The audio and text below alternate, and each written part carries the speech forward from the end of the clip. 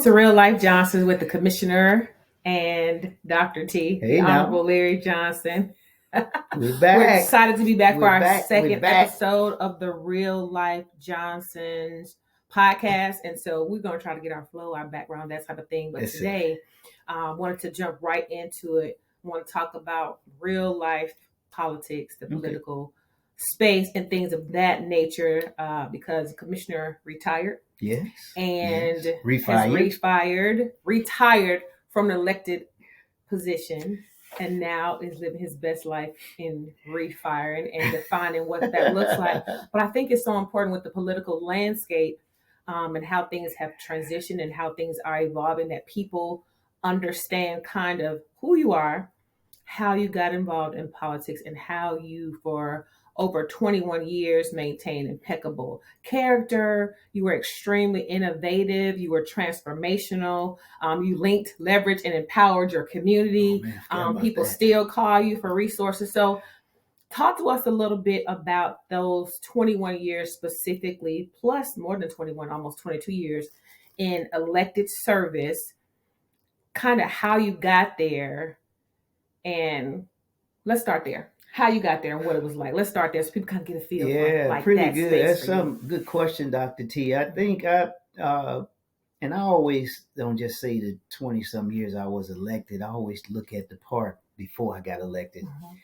When I started as a Little League baseball coach on the south side of Chicago, and I had coached what people had thought was the future game bangers of America. Okay. These were kids in our community that was full of hope and desire. And I want to make sure that they were doing something other than being in the game. And so taking them off the street to talk about sportsmanship, how to uphold citizenship, how to be a better student, all the things I wanted to entail in that team. It allowed me to transcend where I am today, which has really never left me, which is about helping people. And so being in elected office is a higher calling. It's a public service, and I think it's you serve the public. They're in the foremost. They're in the forefront. They're always in the front of your mind. That's how I judge it, Dr. T. Right. And how I just wanted to treat people like I wanted to be treated. That's how I governed. That's how I looked at linking, leveraging, and empowering. That was my motto in terms of when I was in there. And it was all about connecting the residents to better resources so they can better themselves and empower them too. It wasn't about government giving people a handout. It was me giving them the tools for them to be catalysts, to be creative, to be just productive citizens, because I'm not going to be there forever. And as we see now, I'm retired, and I got a lot of them is out here just doing great things. So why elected service? Why did you decide to hold yourself out for elective service? You were elected 6 times? Yes. To that seat, and probably if you wanted to stay forever, they would have elected you forever. But I love my people. Yes, and they loved you too. Yeah, it was. But I think love, not loved, love you too. And I think you're probably the only person I heard of being the favorite commissioner. And so, why did you hold yourself out for elected office? Well, I think it was because I wanted to be different. I wanted to be innovative. I wanted to be creative. I come from a position where I had very little growing up, but I made a lot out of that, which allowed me to be at this level, being the first one to graduate in my family out of college, first one to get a graduate degree. And it just propelled me to see a different world. And I said, man, if I can do it, how can I go plant seeds in someone else's life so they can be able to do the same thing? So being elected office allowed me to get the resources to the people faster. The sidewalks, new parks, rec centers, art centers, things that were going to empower them to use all their skills in order for them to be better and have a greater community. Right. And so I always looked at me as being a community builder as opposed to being an elected politician. How can I build a community? Right. I think you made it look really easy because I don't remember seeing as many people just put themselves out there until after you ran.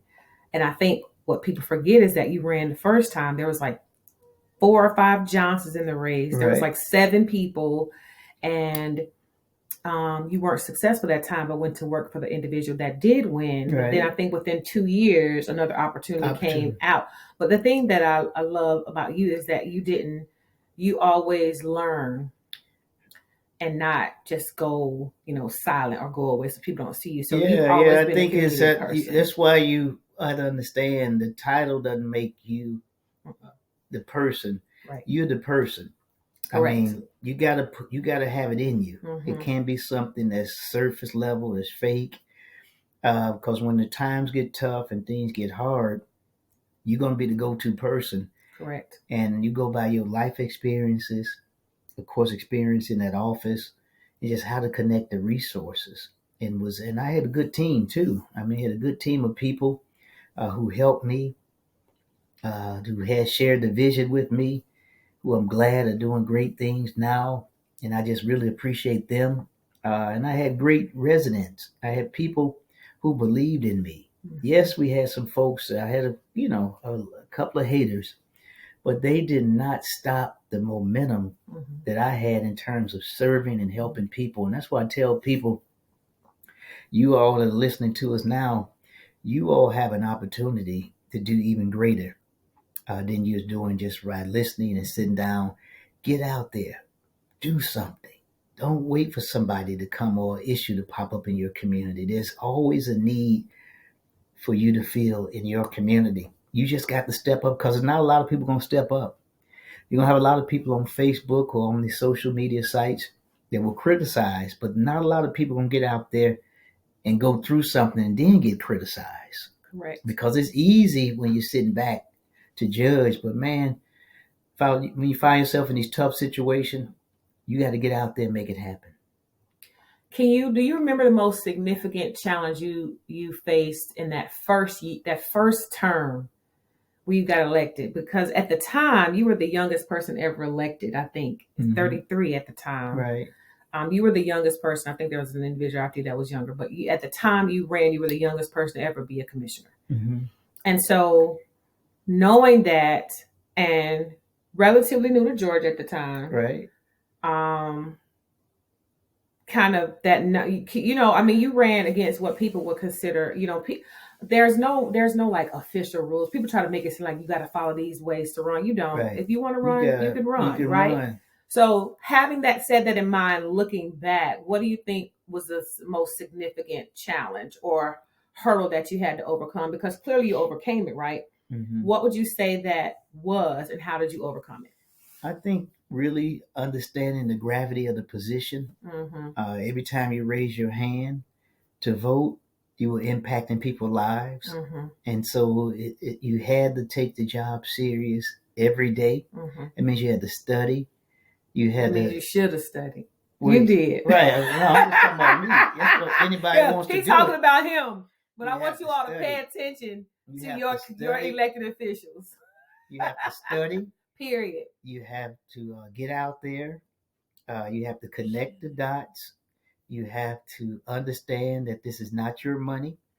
This is taxpayer money. These are people who work hard to pay for their homes, to pay the food in their refrigerator, to buy other necessities, and that tax money that comes back to the county. You gotta make sure you're doing the right things with that money at all times. And so those things, the gravity of it is, it's like I tell people, it's easy to campaign, but once you get in there, governing is a different animal all to itself. Mm-hmm. Because if you're going in it for yourself, you're not going to succeed.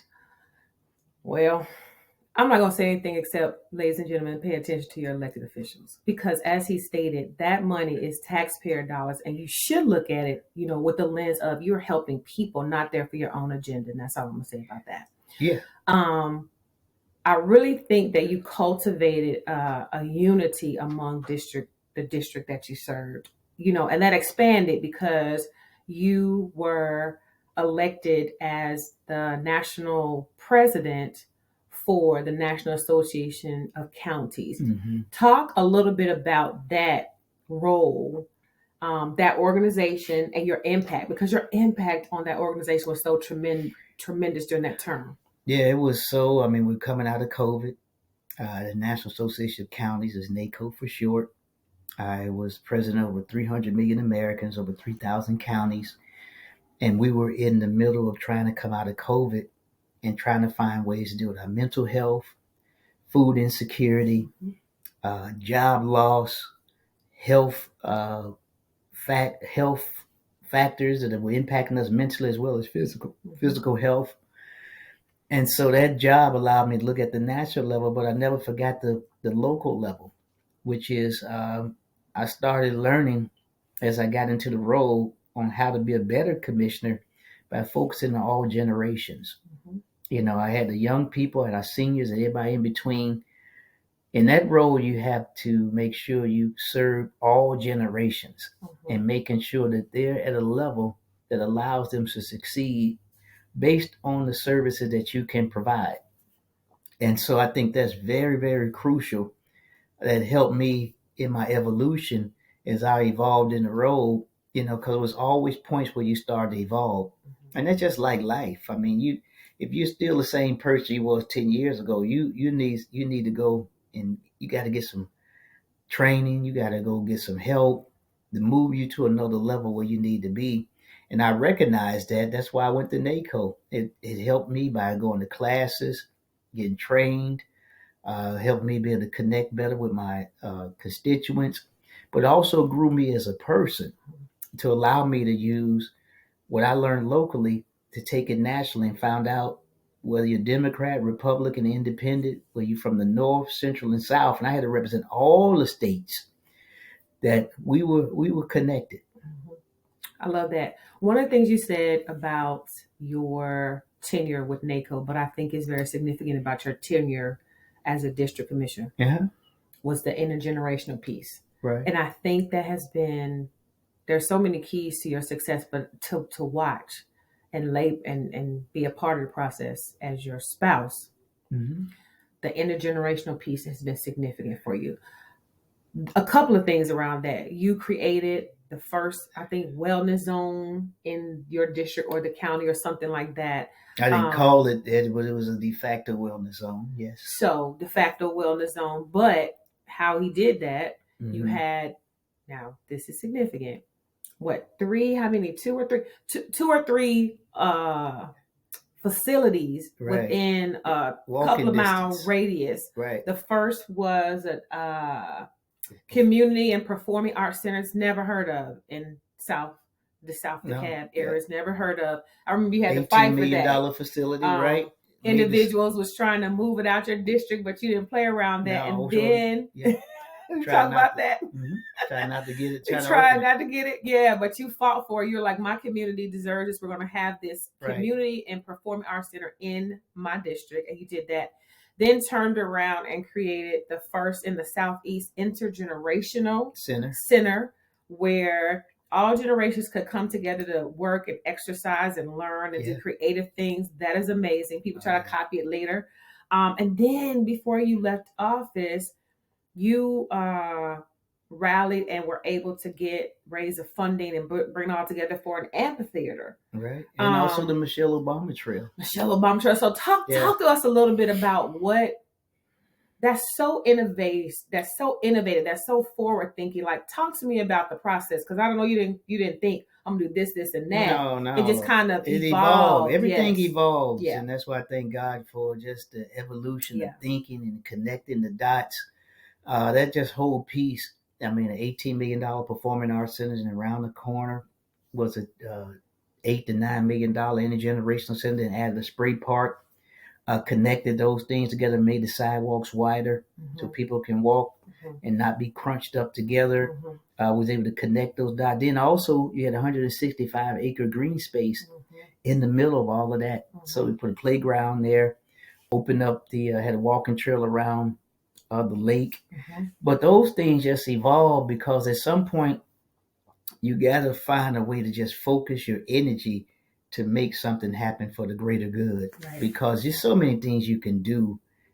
But I said, let me try to focus and harness something that can allow people to see a legacy of health and wellness Mhm. that will help them for years to come. And not knowing the pandemic was around the corner, Right. and the investments we made in those green spaces Mhm. allowed people to go work out Mhm. because everybody couldn't afford to have a Planet Fitness or LA Fitness membership, but they can afford to go to their parks for free That's right. and bring the kids and work out because you couldn't be locked in forever. But it helped a lot of people mental health. And one of the ways I knew people were using it is because the garbage cans were starting to overflow.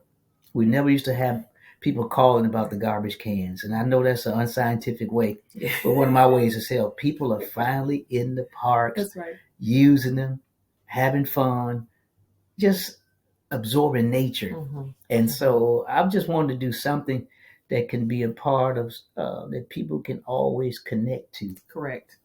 I love it. I love it. So maintaining integrity in politics can be challenging for some. I Yeah. don't know that it was a challenge for you, but what inner fortitude or what inner guiding principles helped you navigate different ethical situations?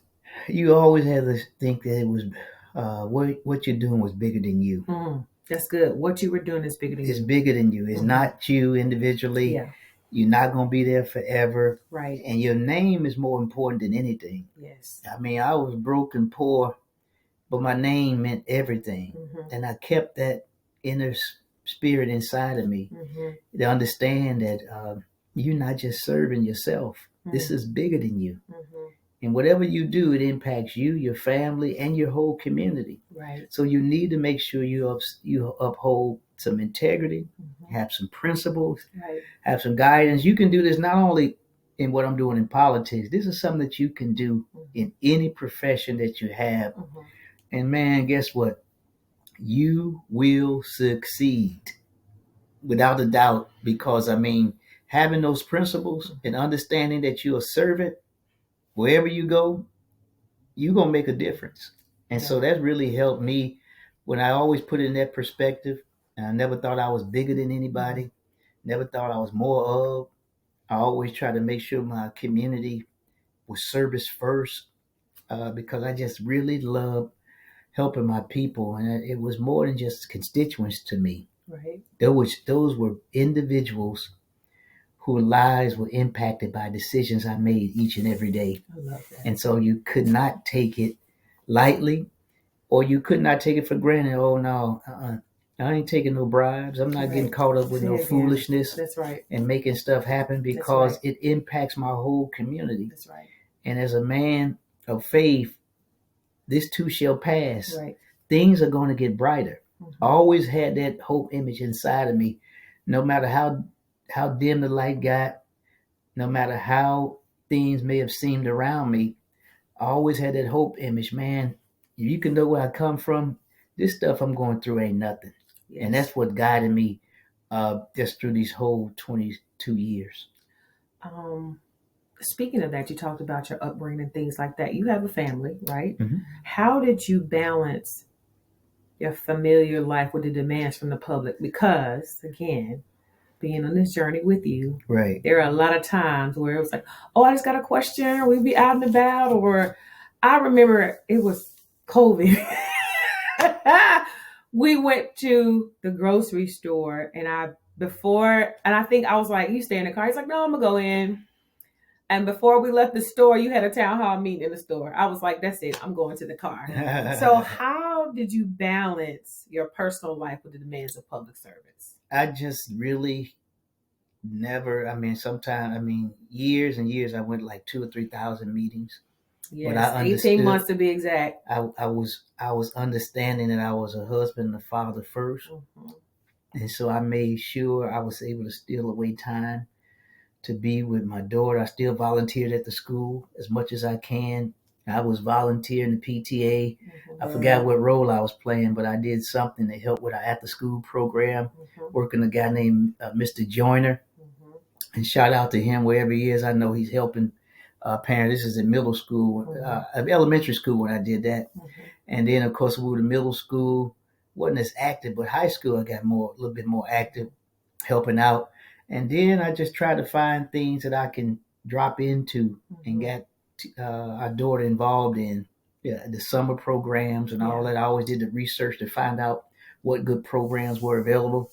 And she remembers those things today on how we just had a variety of things that allowed her to expand her mind to do the things that she's doing today. And then from a husband perspective, you got to make time out for your person that you love, your significant other, because when all of this stuff is over, all you're going to have left is your family. And the time you be away, you got to find that time to put some of that time back in. And I'm thank God I had a family who understood my assignment. That's good. And they understood the assignment, but I understood my assignment as well, is that you cannot put all your stuff in just doing this political stuff, because the end result is that you can lose your family. I've seen a lot of people lose their whole family to try to achieve these goals and these artificial timelines, because life changes, evolves. That's right. You could be on top one moment and then be back on the bottom, because you're dealing with people. They'll love you one moment and then they'll not like you the next. And so you cannot get caught. But one thing that's consistent is the love of your family. That's right. You got to make sure you keep your family first and make things happen for them, and make sure that they have a solid foundation. What keeps me going today, after I retired, is that we set a solid foundation in our family life that allows me. I can smell the roses. I can go outside and walk and see the wonderments of nature. I'm not stressed out. I'm not pounding the pavement saying I should have did this, I could have done that. I left that road empty, but it allowed me to fill it with the love that my family that I was depositing all the time during this journey. And now I get to be with one of the best wives, best partners, I think, in the world. And that you can't get back. You can't get back that time. That's right. That's why I'm glad a lot of folks say they put all their energy in their career, and then their families are distant, don't have no connection. Thank God I was able to keep the connection and then do for our community at the same time. Yeah, I love that. What advice would you give to those considering a career in politics about managing pressures and expectations? Pressure gonna come as part of the job, but you got to keep your purpose and your vision in mind, which is to serve the people and bring back the resources that's gonna better the community and their lives. You keep that in the forefront, you'll be all right. You're gonna have ups and downs. They come with the job. I mean, a guy told me who was serving 40 years. I said, man, how could you serve 40 years? He said, man, your friends come and go, but your enemies stay. And that's so you piled up. You know, your enemy's going to keep coming. They never leave, because they got to remind you all the stuff that you wasn't doing. But man, you got the people in the world, like the Mr. Bugs in the world. I was pondering what I'd done and working with getting the lake cleaned out and creating the lake. And he was sitting there, 80 years old. He said, man, you got more people for you than against you. Yes. Because he know I was just thinking, and just like I had a burden on me. And I would go to this secret place to sit down where nobody knew me. And he said, man, you got more people for you than against you. And I never forgot that. And I really appreciate him for that. He's in heaven now. But you always remember, you got more people for you than against you. That's right. So whatever you put your mind to, if you're going to try to go for elected office, first you got to find out places to go serve. Yes. You don't have to have a title, just go serve. Mine was working with the PTA, started working with the NAACP, groups like that, which allowed me to move forward and to find a niche and understand the community. Then I wanted a chance to work for President Carter, rest his soul, and his wife was my advisor, Rosalind Carter. Never would have got those opportunities if I wouldn't have just kept pressing and moving forward, but not thinking that this was the end or my career wasn't going anywhere. But I always had that hope image that I want to help people be better and successful. I love it. What do you think is one of the most pressing political issues right now? And what role can citizens play in addressing it? I think one of the most crucial roles right now is dealing with apathy Mm. and waiting on somebody else to do it. Yeah. You got to become that committee of one Yes. and got to get out here and make your community better. No elected official is going to change your life like you will change your life. Mm-hmm. Yes, they'll help be a catalyst, but still, look, the prime ingredient, the main thing in the equation is you. Mm-hmm. You want better community, you want crime to go down, you want better stores, you want better infrastructure, you want better parks, you want better schools. You got to get out there and do it. And guess what? Once you get out there and start doing it, you're going to find a lot of like-minded people. And I found that out just through my journey, that I found a lot of like-minded people who wanted the best for the district and wanted the best for the county. And I'm just so glad to see them out there keep chugging along and keep doing it. Oh, it's amazing. And the people that work with me, I had good staff people. We created a team. And to see those team members still out there serving the public and doing great things, I applaud them. I'm just excited for them. Mm-hmm. And I'm excited for the community leaders who I know going to tune in and watch this. It's too many to name, but I just applaud you all for just coming alongside the vision and us working together to make it better, because the foundation is stronger, it's better, but it's all going to be based on you. And nobody else can do it. Elected person, nobody, like I told you, not who's in the White House. It's about who's in your house. I love it. And once you do that and make that decision, like we did, man, we were off to go. Final question. Mm-hmm. In this segment today, what does success in service, public service, mean to you, and how did you achieve it? Because you were certainly successful. Wow, thank you, Dr. T. I think success for me is to be able to drive past places that you were able to help create, like the Art Center, Mm-hmm. Port of Sanford Center, our Intergenerational Center, the sidewalks, people walking on, the parks with the swings and people playing in there. Some of the other infrastructure improvements that now are going to set the foundation to lift the county even further, Mm-hmm. that we didn't have 10, 15 years ago. It's just to sit back and say that I had a part to play in that. Mm-hmm. And now another legacy, another generation can go and build on that. Man, I can't explain how it makes me feel inside to have that feeling of accomplishments. And I know God gave me the opportunity to do it. Mm-hmm. He's not through with me yet, of course, because he has more greater works for me to do. But it was glad that I had this chapter in my life that allowed me to come along amazing people, stay in contact, keep my family going strong, and just do some amazing work. Mm-hmm. So I tell people, your accomplishments is the seeds that you plant today, mm-hmm. and then you can see them grow. Yes. I get to see them. Mm-hmm. Not too many people get to see the things that they push for, they fall for, right. Got cussed out for, got hated on for doing it. But now you see people, young people, seniors, everybody get to enjoy it. Right. And it don't matter if people don't know I was part of it or not. It all matters what you think, what you have inside. Like with Shawshank Redemption, one of my favorite movies, when they locked him up in solid confinement, solitude. He had that song in his heart and feeling. They said, "How did you make it in there?" He said, "Man, you can't take that. You can't take something away from you if you keep pushing hard." Mm-hmm. I love that. It has been a pleasure to be in your company today. Thank you so much for tuning in to Real Life with the Johnsons. Yeah, we going, We're man. excited about this podcast. And We're thank excited y'all about for listening. You. Thank y'all for listening in. And keep sharing it with other people so we can make things happen for our community. Because Real Life with Dr. T and Commissioner Johnson, we're going to keep going forward because we know and believe the people who are listening to this podcast,